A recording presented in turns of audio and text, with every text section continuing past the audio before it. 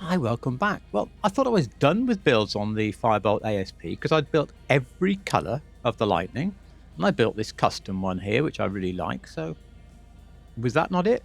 Well, no, because I got a message from IanRB26 saying he'd built the Boss 5.4 in yellow. The what? The Boss? I hadn't heard of this, so I had to look the truck up. Well, it turns out this is a slightly more regular 5.4 engined F150, but LA West Luxury Vehicles made 500 yellow and orange ones of these. And you can see the taillights have got different covers. There's various different details on the car to make it stand out, of course, not least the bright colours. And inside, again, also some vibrant trim. There's also changes to the entertainment system, the seats, and so on to make these a bit of a one off, but you could buy them through the Ford dealer. So I fancy a go at this. So let's take the car into the workshop. I have been shown photos of Ian's build since recording this, but I hadn't at the time. So there are a few differences, and we'll come on to those as we go. Standard front and back bumpers, though, because they're the only ones that really work on this, and a stock chassis because we cannot have the flat bed cover that we would like on all versions. Exhaust is slightly sad. At least we're not missing a really signature side exhaust like we were when we built the Lightning. Twin titanium tips is the closest to the twin/cuts, but they're blue, and whilst you'll see me put them on here, I immediately took them off once I saw them in daylight. Angled is too angled, really. We do have the chrome exhaust, which is perfect, but there's only one. And so in the end, I went back to the stock exhaust because I thought, well, if none of these exhausts can be right, let's just have the least noticeable exhaust.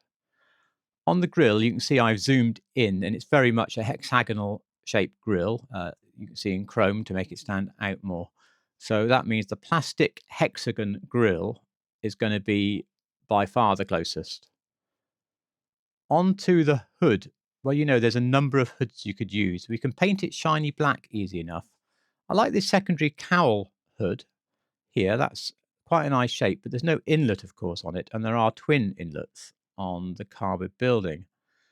If we go with the cowled intake hood, well, at least we get an intake and a bit more of a bulge. I mean, it's not the right one, but I find that pretty close.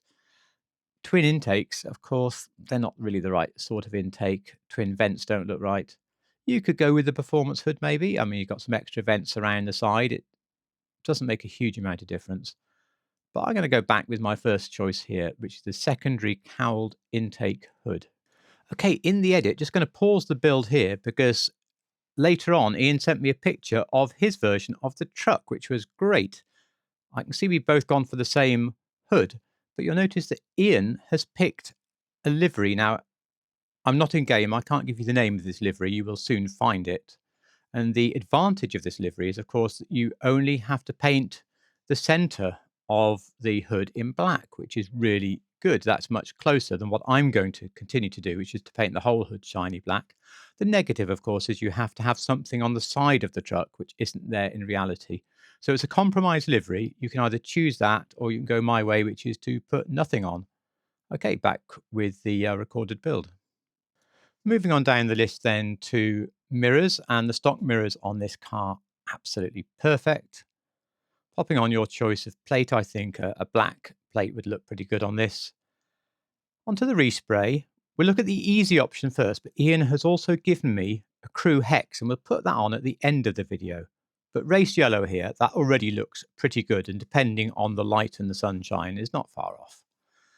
I'm going classic black secondary, so I have the entire hood in black, which is a little bit too much black, but there we go. On the inside, you can see that the colour does the centre of the seats and the door panels. Not ideal. We'd prefer some of the edging, but not to worry. Race yellow on the interior will look great. Moving on down the list then to skirts. Well, we can't really put one on, can we? Because the real car has the integrated step, and one of these sticking out skirts just looks wrong. So we say nothing on there. And of course, nothing on the spoiler because the real car doesn't have one. On the Sunstrip, you could put the plastic one on because most of these cars have a very heavy top tint, but I think the plastic isn't quite right. I'm going with nothing. For the suspension, I think something like lowered or maybe street is about right for this car. When in doubt, I go for the lower of the two, so we are on street suspension.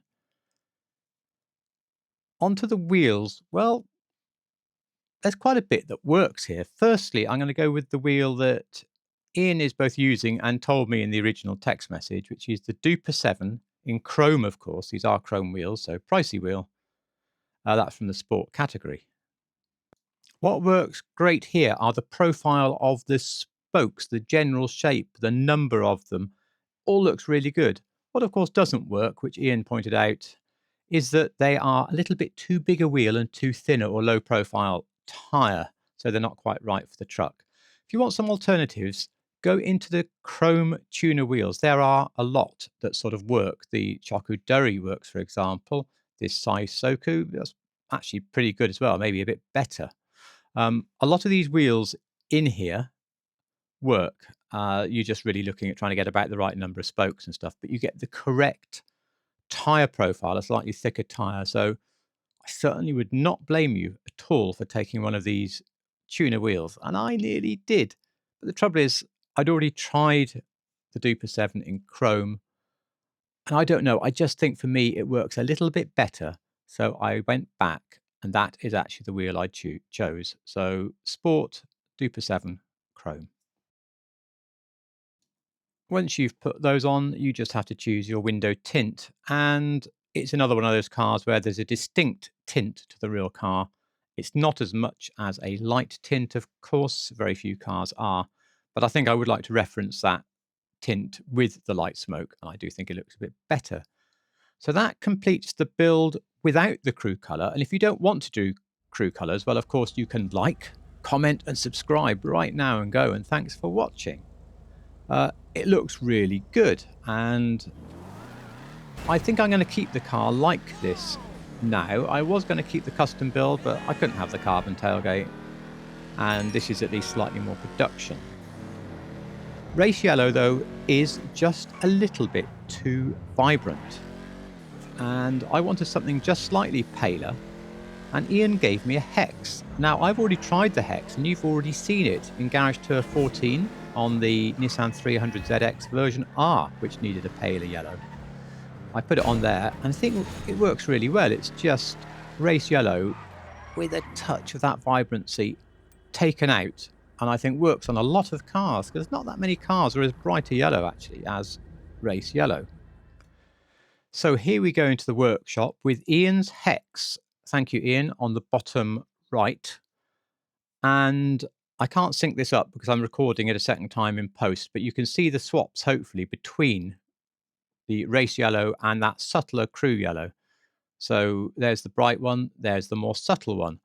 And I think it works really well just to take that punch out of the yellow. But as you can see, you don't have to panic on this one if you can't do crew colours. They're not a bar to building this car. Well, there we go. I rather like this car.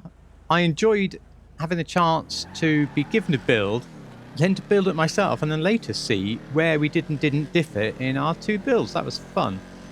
And if you thought it was fun, well, please do click that thumb button below. That would be really good to help grow the channel. It always grows, but very, very slowly. You can help it grow just a bit faster. Do sub if you like real cars in GTA, of course. Thanks again to Ian for the build suggestion and later the photos. And thank you all so much for watching.